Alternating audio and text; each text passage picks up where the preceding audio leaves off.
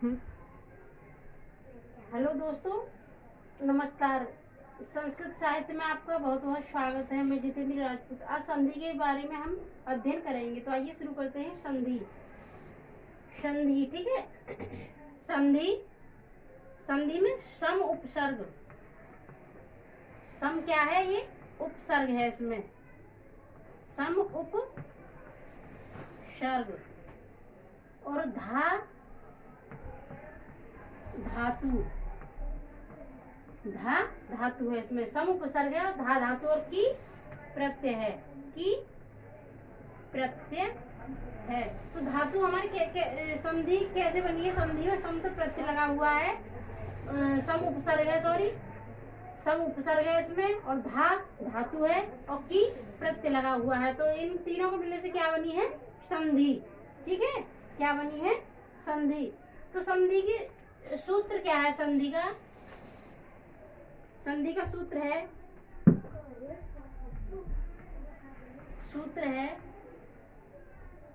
संधि का सूत्र है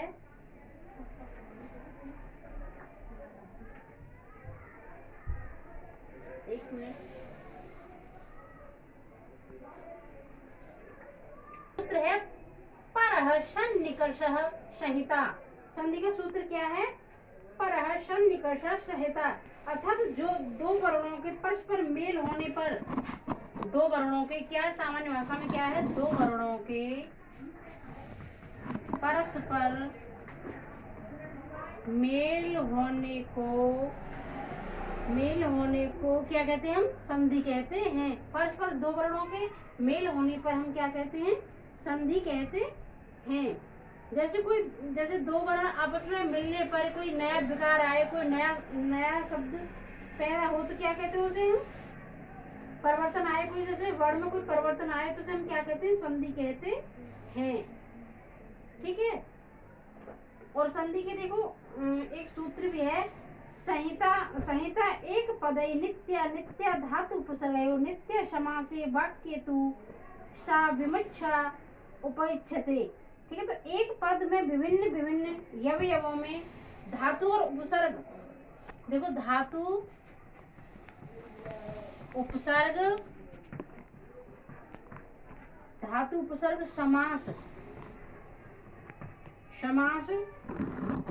और धातु उपसर्ग समास में संधि अवश्य होनी ही चाहिए। किनमें? इन तीनों में संधि अवश्य होनी ही चाहिए। इन तीनों में दोस्तों संधि अवश्य होनी ही चाहिए, क्योंकि यह संहिता ऐच्छिक नहीं हो सकती। वाक्य के अलग अलग शब्दों के बीच संधि करना या ना करना, वाक्यों के अलग अलग बीच संधि करना या ना करना, ये बोलने वाले की इच्छा के ऊपर निर्भर करता है कि वो संधि करे या ना करे। ठीक है। तो वैसे संधि में ये तीनों चीज, तो धातु उपसर्ग और समास, इन तीनों में तो संधि होनी ही चाहिए।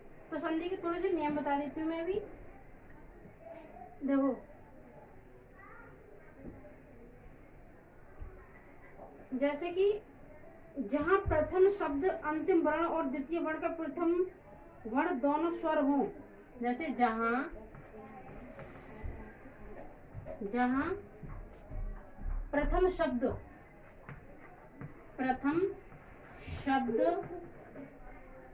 जहाँ प्रथम शब्द अंतिम वर्ण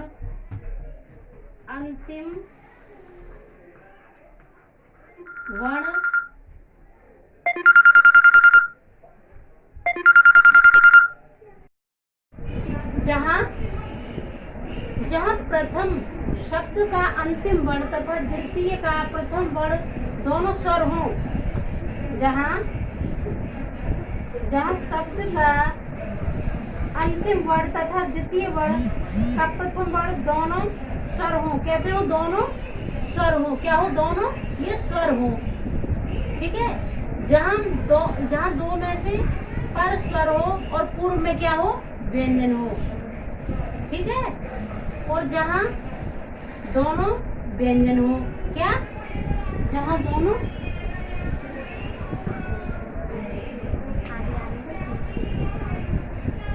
व्यंजन हो। आगे पॉइंट 4, जहाँ प्रथम जहाँ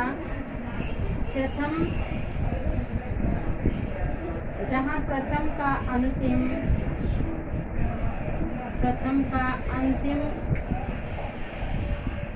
विसर्ग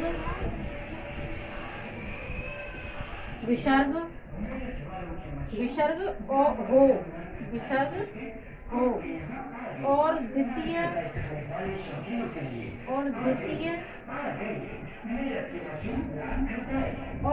का प्रथम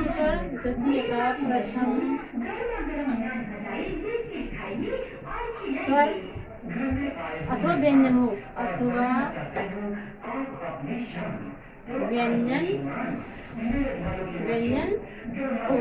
तो यहाँ पर क्या होती है, संधि होती है। ठीक है, आइए आगे देखते हैं हम।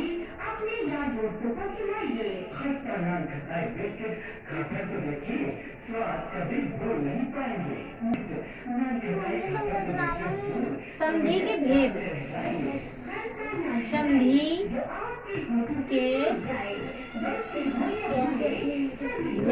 तो दोस्तों संधि के भेद कितने हैं? संधि के 3 भेद हैं। 3 संधि कितने भेद हैं? 3। कौन कौन सी? स्वर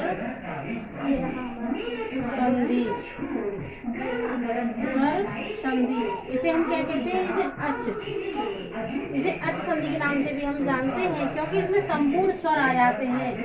और जो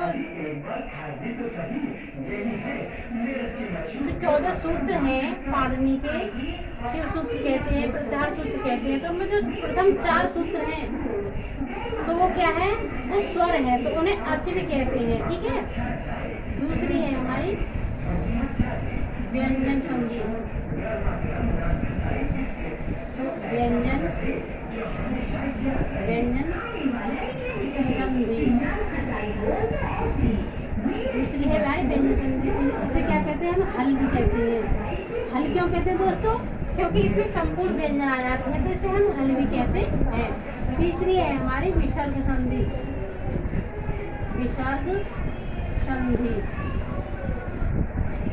ठीक है, तो इनके भी भेद होते हैं, तो हम स्वर संधि के बारे में चर्चा करते हैं। ठीक है, विसर्ग संधि, तो स्वर संधि के बारे में चर्चा करते हैं। स्वर संधि देखो, स्वर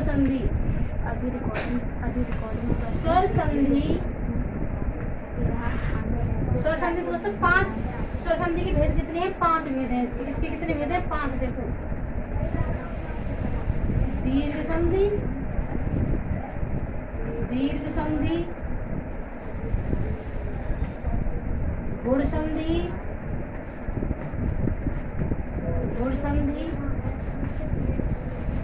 वृद्धि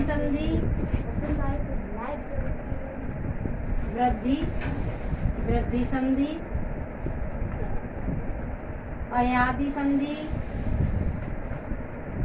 अयादि संधि,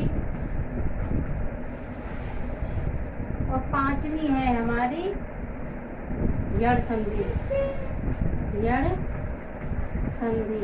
तो देखो, स्वर संधि के दोस्तों, स्वर संधि के फिर 5 भेद हो जाते हैं।